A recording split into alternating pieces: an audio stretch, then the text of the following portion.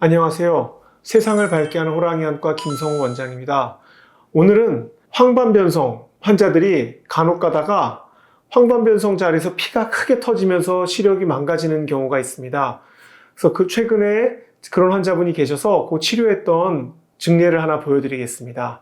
이분이 지난 7월 달까지는 망막이 이렇게 잘 황반변성 치료로 왼쪽 눈이 유지가 되고 있었던 환자입니다. 그래서 그러던 중에 9월 달까지는 황반이 비교적 괜찮고 잘 유지가 됐었는데 3달이 지난 12월 달에 갑자기 시력의 중심부 아래쪽에 피가 터져서 왔습니다.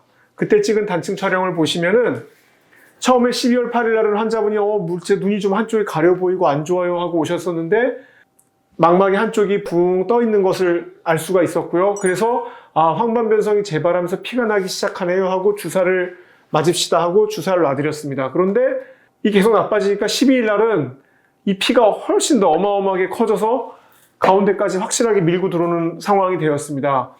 이게 망막 아래쪽에 피가 고이면은 피 속에 있는 철분 때문에 시세포가 손상이 되기 때문에 항체 주사만 두고 내버려 두면은 나중에 이게 좋아지고 피가 흡수되더라도 시세포가 다 손상이 입어서 시력이 올라가질 않습니다. 그래서 환자분과 상의를 하여서 눈에다가 가스를 주입했습니다. 눈 아래다가 직접 주사를 시행했고요.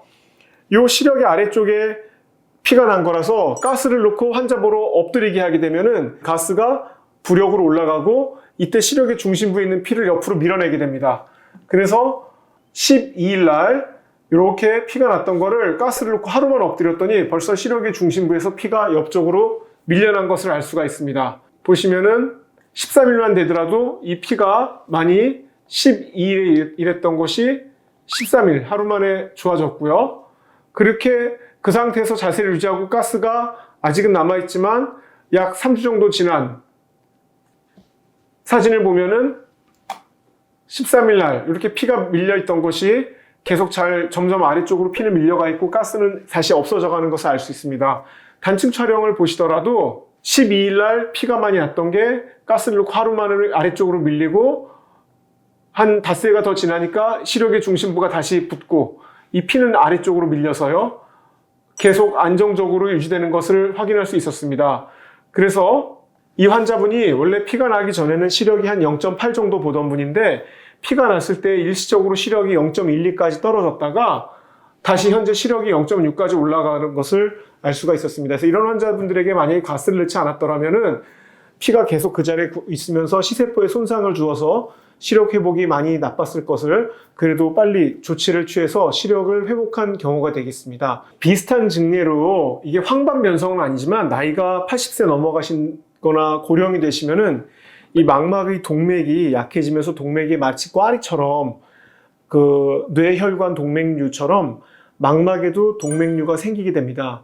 그런데 이런 분들이 갑자기 피가 빵 터지게 돼서 그 환자분과 유사하게 시력의 중심부 아래쪽으로 피가 고이는 경우가 있습니다. 그래서 단층 촬영을 찍었을 때 이렇게 망막 아래쪽에 피가 있는 거는 황반변성과 피 터지는 것이 비슷해서 또 고령에다가 나이도 많기 때문에 황반변성과 굉장히 유사한 연령대에서 유사한 패턴으로 갑자기 터지게 되면 황반변성인지 망막 동맥류가 터져서 발생한 건지 구분이 굉장히 어려운 경우가 많지만 이 경우도 결과적으로는 망막 아래에 있는 피가 시력에 나쁜 영향을 미치기 때문에 가스를 집어넣고 피를 한쪽으로 미는 것이 중요합니다. 그래서 여기 피가 새까맣게 가리고 있던 거를 가스를 넣고 엎드리게 했는데 좀 피가 옅어지면서 아래쪽으로 흐트러진 것은 볼 수 있지만 먼저 환자처럼 아주 깔끔하게 피가 밀리지는 않았습니다. 그래서 이 환자들은 이렇게 안정이 되고 나서 물론 항체 주사를 해서 피를 밀어내는 것도 중요하지만 근본적으로 피가 터진 그 부분을 치료하는 것도 매우 중요합니다. 그래서 아까 먼저 보여드린 황반변성 환자들은